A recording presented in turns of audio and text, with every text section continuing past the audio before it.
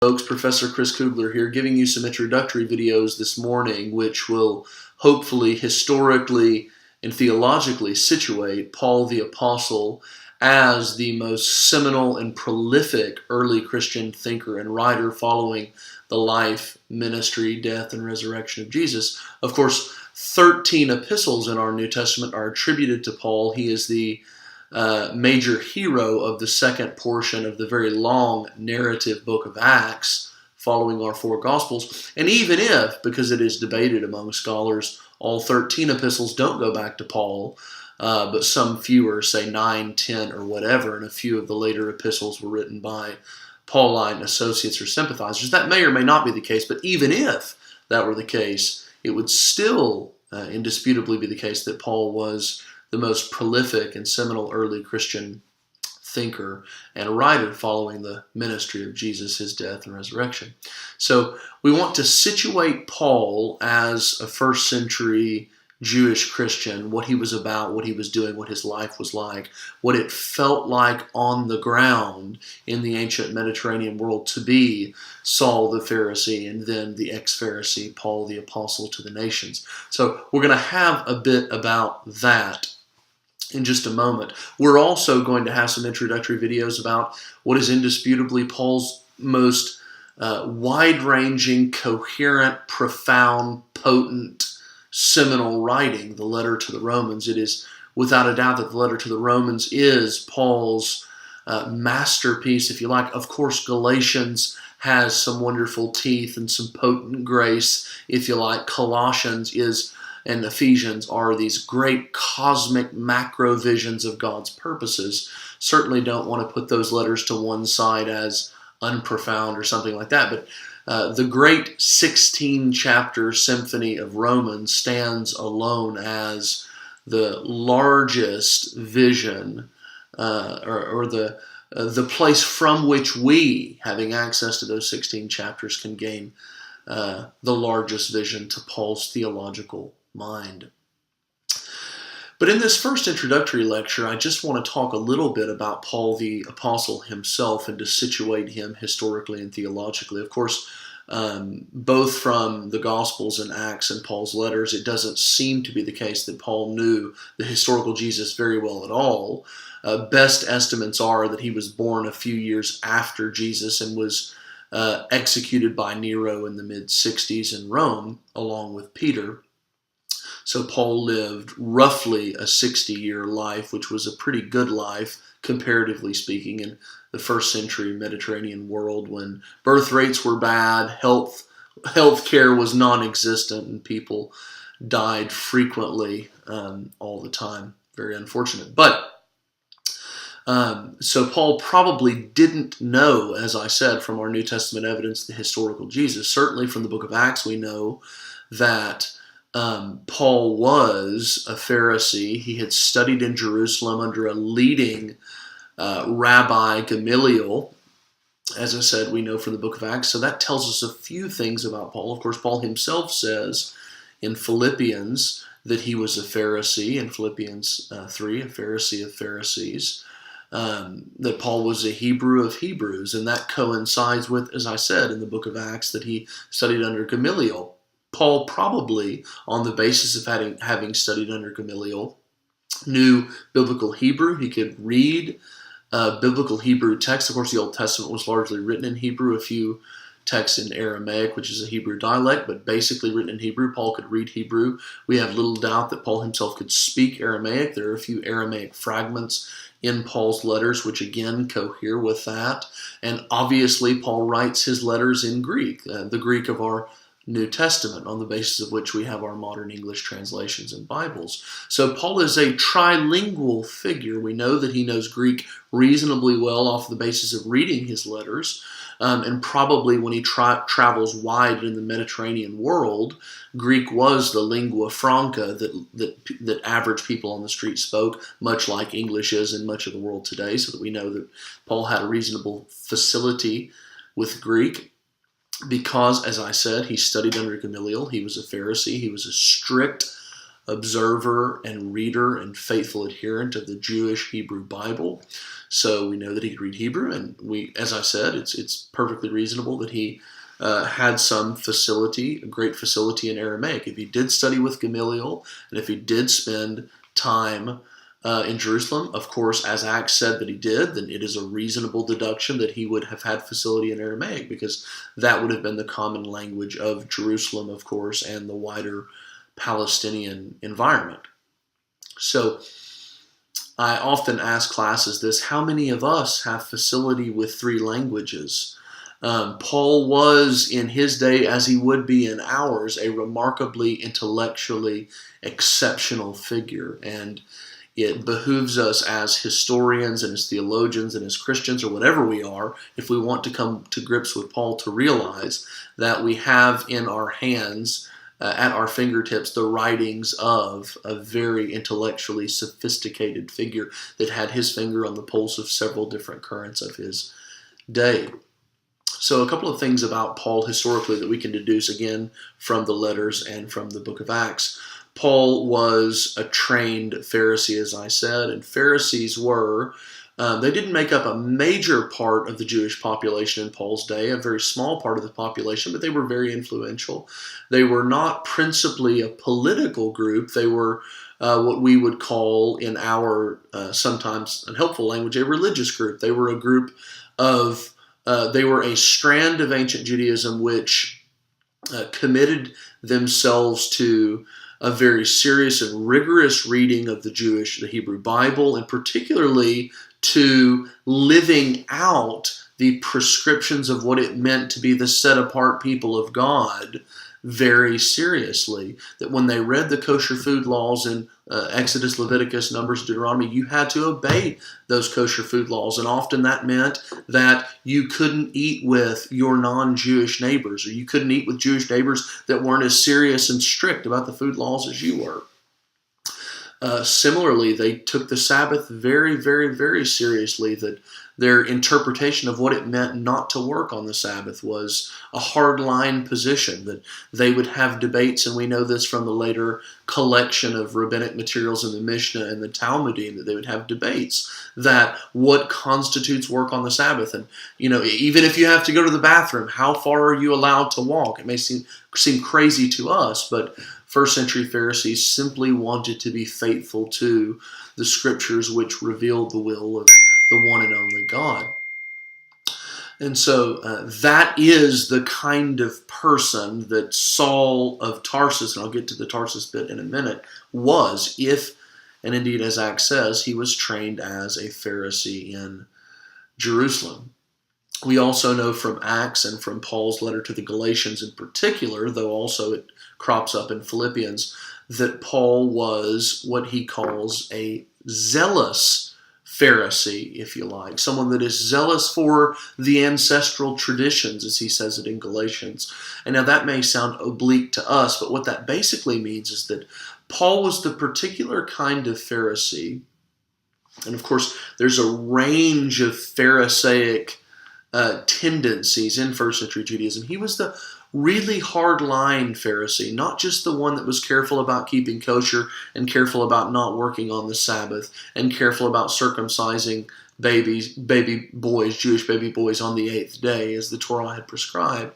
But he was also the kind of Pharisee that cast his eye wider outside of his family and his immediate associates and looked at the rest of Israel and her pagan, her non-Jewish, polytheistic neighbors and said, is Israel keeping Torah? Is Israel being faithful? Is Israel rejecting the wider pagan practices of her environment? And if not, what do I, as faithful to the God of Israel, need to do to ensure that Israel is indeed keeping pure and holy, being faithful to Torah, not simply keeping Torah for its own sake so that Israel might feel good about herself, might feel good about her holiness or her personal relationship with the God of Israel, but so that Israel might be the kind of people that the one God will come and make his dwelling with, that the one God following Israel's exile, and I'll talk about that in a minute in another in another presentation, so that the one God of Israel can come make his home with Israel. Israel needs to be a faithful, holy, set-apart people for that to happen. And it may just be the case that the Pharisees, and the particularly hardline Pharisees, Paul the Apostle, will need to say and to do things to make sure that Israel herself is pure, is holy, is faithful to Israel, the God of Israel, and to the Torah. Think about the debates that Jesus has again and again in Matthew, Mark, Luke, and John with Pharisees. It's not just that the Pharisees are saying, oh, I don't like that he's performing miracles, I don't like that he's teaching, I don't like that he's healing, etc. It's about Jesus seeming to keep fellowship with people that aren't particularly, perhaps, strict about their observance with the food laws, about Jesus doing things which suggest that he's going lax on the Pharisaic interpretation of work on the Sabbath day. And if Jesus is not adhering strictly to Torah, if Jesus is encouraging others not to adhere strictly to Torah, then the God of Israel, perhaps, so Saul of Tarsus certainly would have thought, is going to look unfavorably on the people of Israel, is not going to pour out his presence and favor upon them, to make them not just his elect and chosen people, but the people in and through whom he accomplishes his great purposes for the whole world. So that is what it would have felt like to be in the mind of Saul of Tarsus, a faithful, rigorous Jew, willing to do whatever needed to be done, even, so the book of Acts tells us, and so the reference to zeal for the ancestral traditions in Galatians hints, even if it meant violence.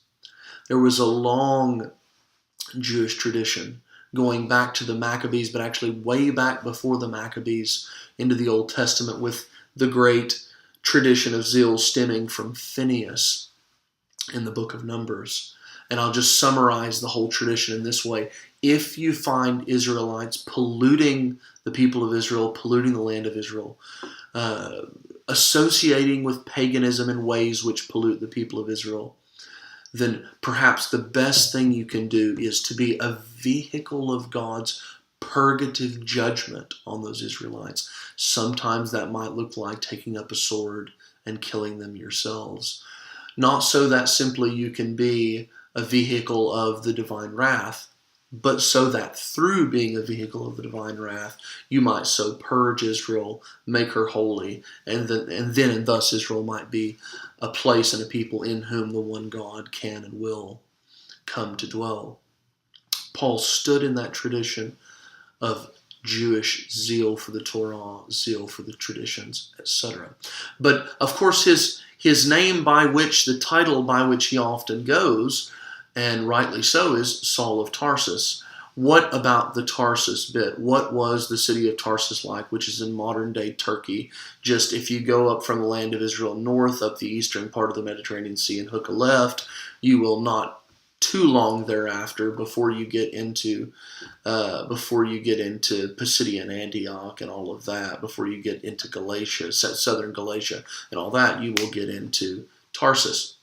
What can we say about Tarsus? Well, we know from Strabo and various other ancient sources that Tarsus was an educated town. It wasn't a massive place, perhaps like Alexandria or like Rome, or even perhaps like ancient Athens in Greece, but we do know from several references that when lots of the philosophers were kicked out of Athens, which of course serves as the origins and home of so much great philosophy, as Rome later would serve, and as Alexandria and Egypt would later serve, many of the philosophers we know, again from several sources, made their way, for reasons which it is not particularly clear, to Tarsus, probably because they found in Tarsus good roads which led to Tarsus, which allowed for commerce, not just the commerce of goods, but the commerce of ideas. It was a good center to set up shop and to trade in intellectual and philosophical goods, if that makes any sense.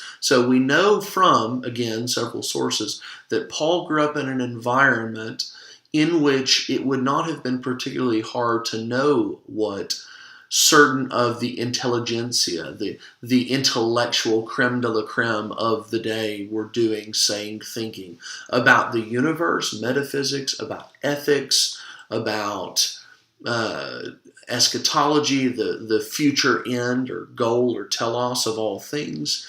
about what life was all about living the good life, what is referred to in the philosophers as eudaimonia, etc. Paul would have known stories, whether or not he'd actually read the primary literature. He would have known stories about Socrates and Plato, Aristotle, etc. And indeed, most scholars rightly judge that Paul several times alludes to famous and popular philosophical tropes. Where would he have picked that up? Certainly from his missionary travels, but quite possibly from his time in Tarsus. Now, as historians, we're not quite sure, because oftentimes when you're talking about a rabbinic education, you're reading back from much later rabbinic sources into the early first century period, and that's a risky thing for a historian to do. So we're not quite sure how long did Paul spend in Tarsus before he was trained as a rabbi, what age did he go, therefore how much time would he have spent in Tarsus before his rabbinic training, and how would that have philosophically, culturally, theologically, etc. have shaped him. We're not always clear on those issues, but anyway, a picture of Paul emerges, however vague and general, still helpful when we actually come to the letters, of a zealous Pharisaic Jew ready to observe and participate in the first martyrdom of a Christian Stephen in Acts chapter 7, ready to go to the high priest and get permission and documentation to go to Damascus and to confront this dangerous Jewish sectarian movement, claiming ridiculous things like a recently executed and cursed human being on a cross, according to the book of Deuteronomy, that figure was indeed Israel's long-awaited Messiah, that he indeed had dealt with the sins of Israel and the whole world, that he'd been raised from the dead and enthroned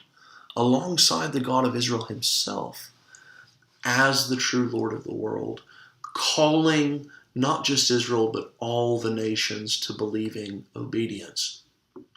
Paul goes to Damascus to persecute precisely what he saw as those crazy ideas. And boom, on his way to Damascus, he's blinded by light. And not only Acts chapter 9 and then several other places in Acts when he refers to it, but also in his letters Paul says, the God who had set me apart from my mother's womb was pleased to unveil his Son to and through me.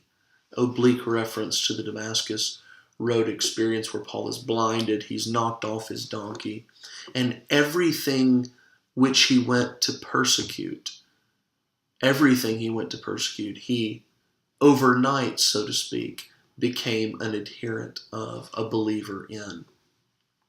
Saul, the zealous, persecuting Pharisee, becomes the no less zealous propagator and proponent of the message that Israel's Messiah was indeed Jesus. Jesus was indeed Israel's Messiah.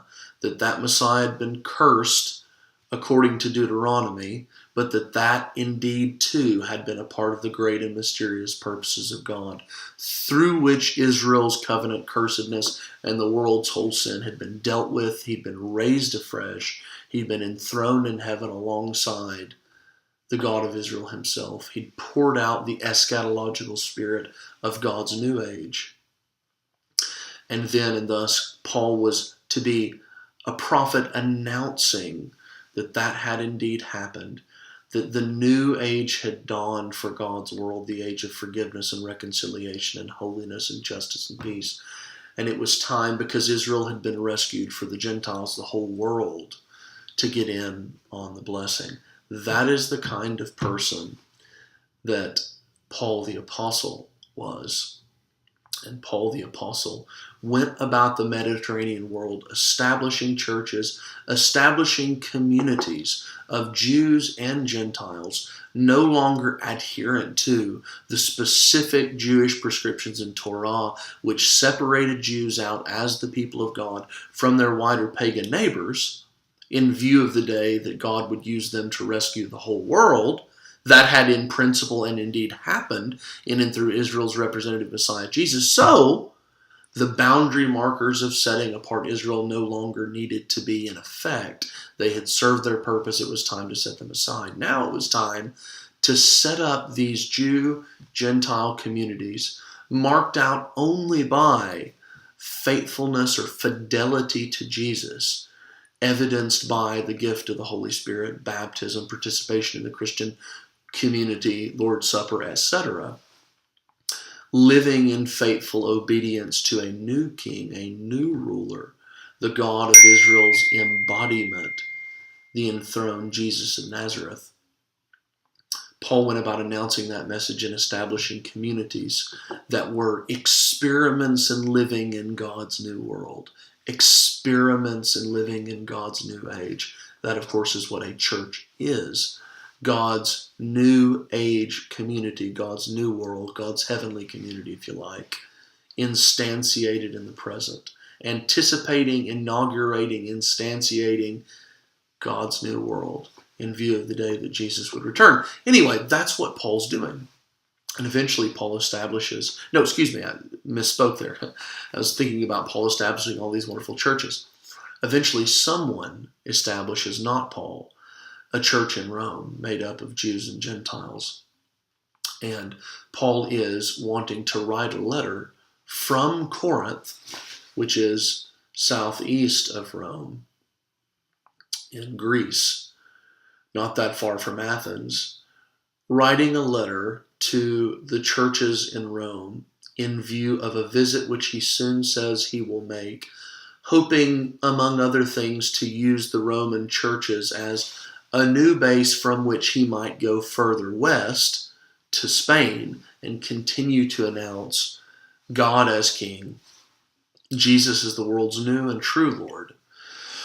So that's what Paul was doing. And in this next lecture, we will situate the letter to the Romans itself and hopefully get into some of its contents.